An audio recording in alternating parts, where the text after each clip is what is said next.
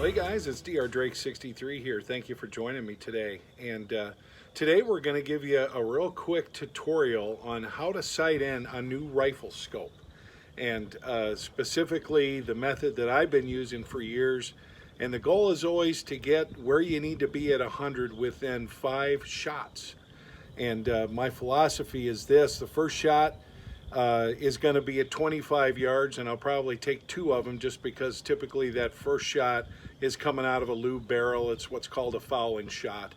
So we like to try to get on paper twice at 25 yards. I'm going to show you how to do your scope calculations based on that to where you should be pretty close at 100 after that. And today we're going to use a combination of that Browning BAR and 308 that we've been talking about lately, and a Leupold scope, which is fixed 4-power.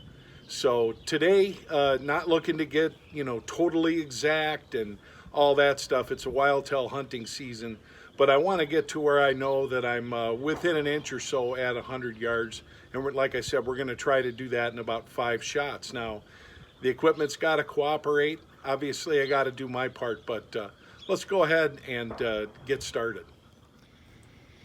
So I'm in Le Sueur, Minnesota, and as you can see, I'm at a range that has berms that are spaced out. That farthest one you see all the way out there in the distance is 500 yards. We're not going to be shooting at 500 yards today, but that gives you an idea of the kind of ranges that I can shoot at. I mentioned we're going to start at 25 yards, and there's that target right there. Let me talk a little bit about the kind of targets that I like to use when I'm sighting in. I like to get something that has inch increments marked off so that it's real easy to figure out where I am, and then when I do my clicks on my scope, I know exactly what I need to do as opposed to guesstimate. And as I mentioned, we're going to use this BAR, and I am literally the only person here, which I'm going to enjoy that today. And let's show you how we do this. Now, ideally, I'd be shooting off a little bit more stable situation. This is just a plywood table, and I've got my hand rested on an ammo box. So normally, for precision shooting, I like to do something like use sandbags and stuff to make sure there's no movement on the rifle. So keep that in mind when you evaluate accuracy and things like that. Well, don't you love it when a plan doesn't come together? Looking at this here, we aimed for center and did not hit the paper. Okay, so that tells me we've got a lot of work to do one way or the other. That doesn't happen too often at 25 yards, and I can't tell from these other hits where it might have been. So let me tell you how I troubleshoot a situation like this. In lieu of bore sighting, I'm going to take one shot at the top of the target and see how we did. I'm going to take one shot at the bottom of the target and see how we did. And if either of those yields a hit, at least gives me an idea where to start. So whereas it would have been perfect to see this whole thing work out with 2 shots at 25 and move on, this happens sometimes, so we're going to get an opportunity to show you how we deal with that. Stay tuned.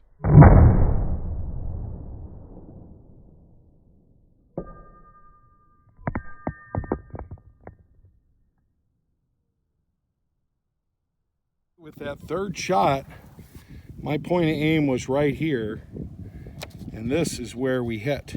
Okay, so from point of aim, I can see that from an elevation standpoint, I'm 1, 2, 3, 4, 5, 6, 7 inches, and 1, 2, 3, 4, 5.5 from my aim point. So that means that I need to adjust my windage, my elevation up 7 inches, and I need to adjust my elevation or my windage right 5.5 inches. Well, 1/4 click on the scope equals 1 inch at 100, so it takes 16 clicks on the scope to be where you need to at 25. So think about that a little bit. So we're going to need to do 7 times 16, which is 70, almost 100 clicks up. And we're going to need to do 5.5 times 16, which is going to be 50, 80, close to 87 clicks to the right. So we got our work cut out for us, and I'm hoping that that scope can do all that. Let's go take a look. So one thing I did figure out is that that target is farther than 25 yards. It's just a tad over 30. So 100 divided by 30 yards is 3.33. You multiply that by 4, and that gives you the number of clicks per inch that you need to adjust to be correct at 100. And then you multiply that number by the number of inches you needed to adjust. So we were 5.5. So 5.5 times 3.33 times 4 ends up being 73 clicks to the right. And we've got just the tool to do that. It's this little penny right here. I'm not going to bore you with showing you how many 73 takes on the video, but I'm going to give 73 clicks to the right on this adjustment, which is for your windage. Similarly, I figured that I was 7 inches low. So that means that I need to divide 100 by 30, which is 3.33. I need to multiply that out by 4 to get the appropriate number of clicks per inch, and then multiply that by 7. That means I need to go in the direction of up by 93 clicks. That's a lot. So we'll see how this works out when I'm done, but I'll be somewhat close to center.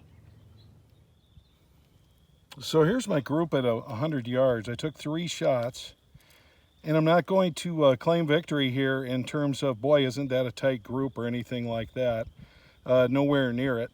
But I am looking forward to getting this rifle at a range where I've, like I said, got some sandbags and stuff and can really let it rip. But this is 3 shots. I might take 3 more. It's clear to me that I need to go up a little bit because, like I said, I want to be about right there at 100 yards with a 308 150 grade bullet. Anywhere right about in here is where I'd like to be. I am happy with the windage on this. And like I said, anything that you see there's probably more shooter than it is rifle or scope. But we'll take 3 more and see how that looks. So we made some upward adjustments to get from down here to get up here. We made about 7 clicks on the scope, 7 or 8. And as you can see, I moved my group up. This right here would be optimal. Okay, I'm just an inch high at 100. I like to have about a 200 yard zero.